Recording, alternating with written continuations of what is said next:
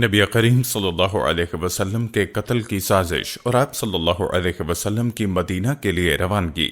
بسم اللہ الرحمن الرحیم۔ السلام علیکم دوستو، آج کی ویڈیو میں ہم آپ کو نبی کریم صلی اللہ علیہ وسلم کی ہجرت کے بارے میں بتائیں گے کہ کن حالات میں آپ نے مکے کو چھوڑا۔ آپ صلی اللہ علیہ وسلم کا مکہ چھوڑنے سے پہلے مشرکین نے آپ کے خلاف کیا سازشیں کی، اس بارے میں بھی ہم آپ کو تفصیل سے بتائیں گے۔ سیرت النبی کے سلسلے کی نہایت اہم ویڈیو ہے، لہٰذا آپ نے ویڈیو کو سکپ نہیں کرنا اور ویڈیو کو آخر تک ضرور دیکھنا ہے۔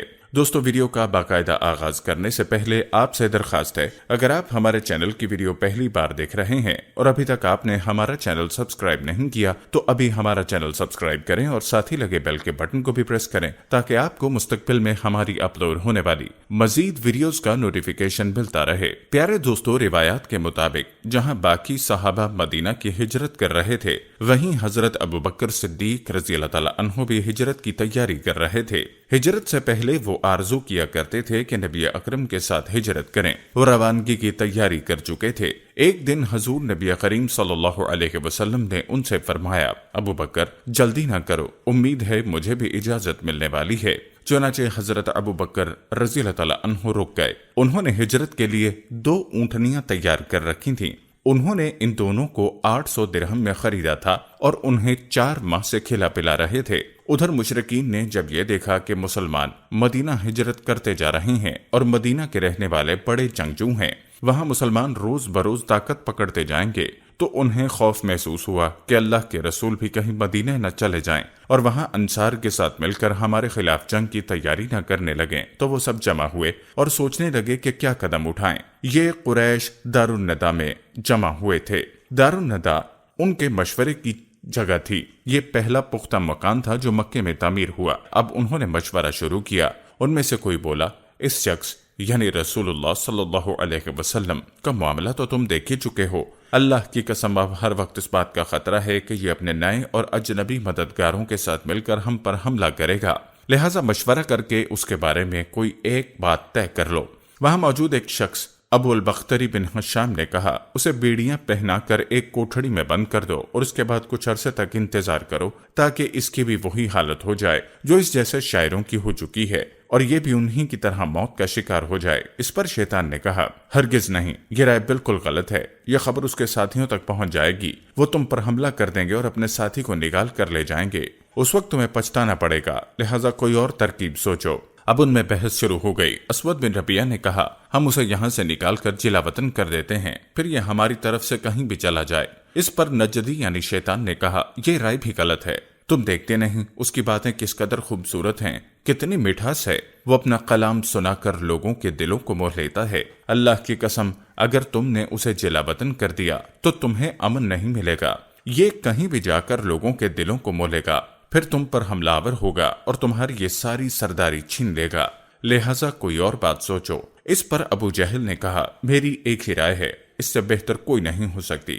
سب نے کہا، اور وہ کیا ہے؟ ابو جہل نے کہا، آپ لوگ ہر خاندان اور ہر قبیلے کا ایک ایک بہادر اور طاقتور نوجوان لیں، ہر ایک کو ایک ایک تلوار دیں، ان سب کو محمد پر حملہ کرنے کے لیے صبح سویرے بھیجیں، وہ سب ایک ساتھ اس پر اپنی تلواروں کا بھرپور وار کریں، اس طرح اسے قتل کر دیں۔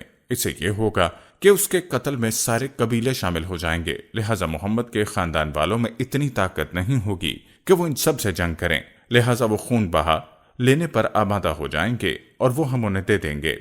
چنانچہ اس رائے کو سب نے منظور کر لیا۔ اللہ تعالیٰ نے فوراً جبرائیل علیہ السلام کو حضور اکرم کے پاس بھیج دیا۔ انہوں نے عرض کیا، آپ صلی اللہ علیہ وسلم روزانہ جس بستر پر سوتے ہیں آج اس پر نہ سوئیں۔ اس کے بعد انہوں نے مشرکین کی سازش کی خبر دی، جیسا کہ سورہ انفال کی آیت نمبر 30 میں آتا ہے، اور اس واقعے کا بھی ذکر کیجئے جب کافر لوگ آپ کی نسبت بری بری تدبیریں سوچ رہے تھے کہ آیا آپ کو قید کر لیں یا قتل کر ڈالیں یا جلا وطن کر دیں، اور وہ اپنی تدبیریں کر رہے تھے اور اللہ اپنی تدبیریں کر رہا تھا، اور سب سے مضبوط تدبیر والا اللہ ہے۔ الغرض جب رات 1/3 گزر گئی تو مشرکین کا ٹولہ حضور اکرم کے گھر تک پہنچ کر چھپ گیا۔ وہ انتظار کرنے لگا کہ کب وہ سوئیں تو وہ سب یکدم ان پر حملہ کر دیں۔ ادھر حضور نبی کریم صلی اللہ علیہ وسلم نے حضرت علی سے فرمایا، تم میرے بستر پر سو جاؤ اور میری یمنی چادر اوڑھ لو۔ پھر آپ صلی اللہ علیہ وسلم نے حضرت علی رضی اللہ تعالیٰ عنہ کو تسلی دیتے ہوئے فرمایا، تمہارے ساتھ کوئی ناخوشگوار واقعہ پیش نہیں آئے گا۔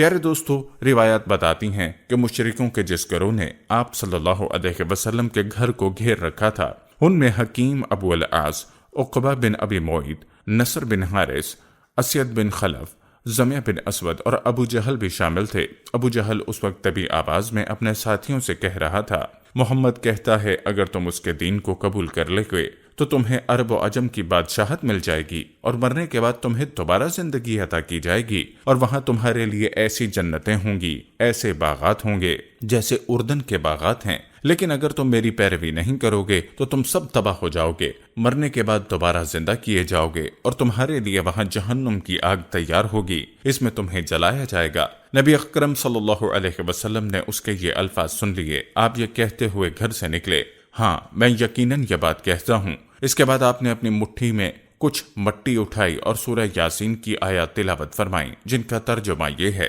یاسین، قسم ہے حکمت والے قرآن کی، بے شک آپ پیغمبروں کے گروہ میں سے ہیں، سیدھے راستے پر ہیں۔ یہ قرآن زبردست اللہ مہربان کی طرف سے نازل کیا گیا ہے تاکہ آپ ایسے لوگوں کو ڈرائیں جن کے باپ دادا نہیں ڈرائے گئے، سو اسی سے یہ بے خبر ہیں۔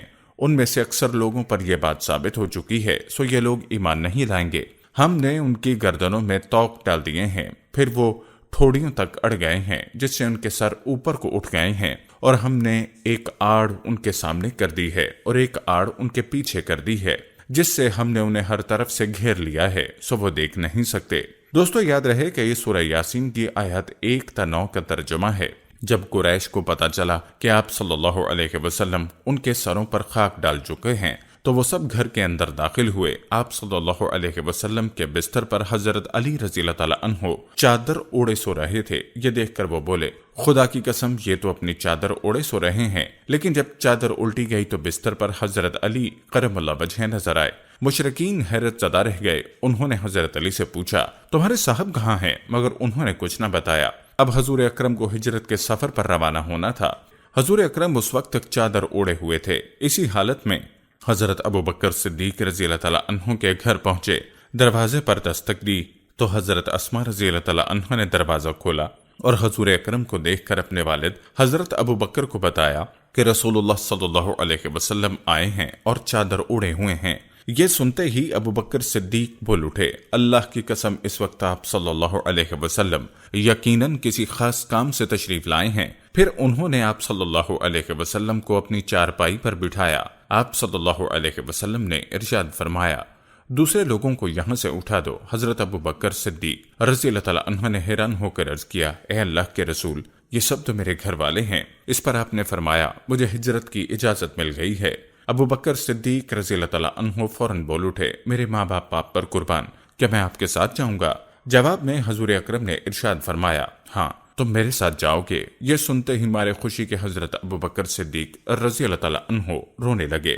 حضرت عائشہ صدیقہ رضی اللہ تعالیٰ عنہ فرماتی ہیں، میں نے اپنے والد کو روتے دیکھا تو حیران ہوئی، اس لیے کہ میں اس وقت تک نہیں جانتی تھی کہ انسان خوشی کی وجہ سے بھی روک سکتا ہے۔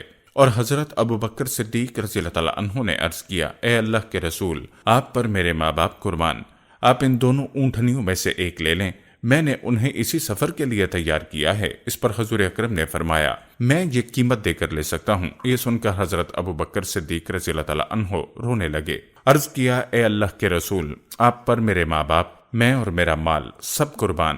حضور اکرم نے ایک اونٹنی لے لی۔ دوستو بعض روایات میں آتا ہے کہ حضور اکرم نے اونٹنی کی قیمت دی تھی۔ اس اونٹنی کا نام قصبہ تھا۔ یہ آپ صلی اللہ علیہ وسلم کی وفات تک آپ کے پاس ہی رہی۔ حضرت ابو بکر صدیق رضی اللہ تعالیٰ عنہ کی خلافت میں اس کی موت واقع ہوئی۔ سیدہ عائشہ صدیقہ رضی اللہ تعالیٰ عنہ فرماتی ہیں، ہم نے ان دونوں اونٹنیوں کو جلدی جلدی سفر کے لیے تیار کیا۔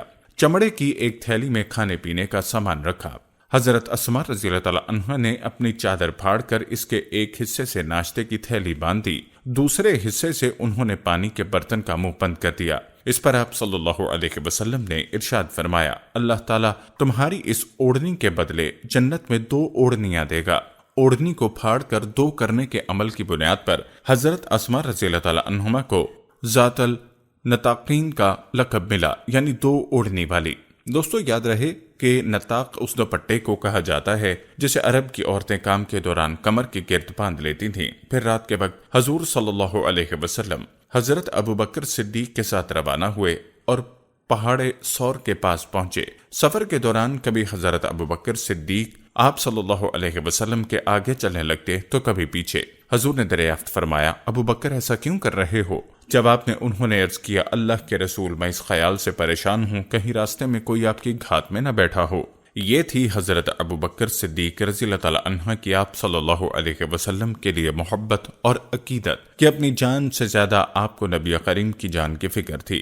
दोस्तों, ये थी हमारी आज की वीडियो। इस वीडियो को आपने अपने दोस्त के साथ और अपने प्यारों के साथ भी जरूर शेयर करना है। हम ये उम्मीद करते हैं कि आपको हमारी आज की ये वीडियो जरूर पसंद आई होगी, और आपको हमारी आज की ये वीडियो पसंद आई है तो सबसे पहले इसको लाइक करें, अपनी राय का इजहार कमेंट सेक्शन में लाजमी करें। आखिर में आपसे एक बार फिर दरखास्त है कि आप हमारे चैनल को जरूर सब्सक्राइब कर लें और साथ ही लगे घंटी के बटन को भी क्लिक करें ताकि आपके पास हमारी आने वाली मजीद वीडियोस का नोटिफिकेशन पर वक्त मिलता रहे। अल्लाह ताला आपको अपनी हिफ्ज़ व अमान में रखे। आमीन।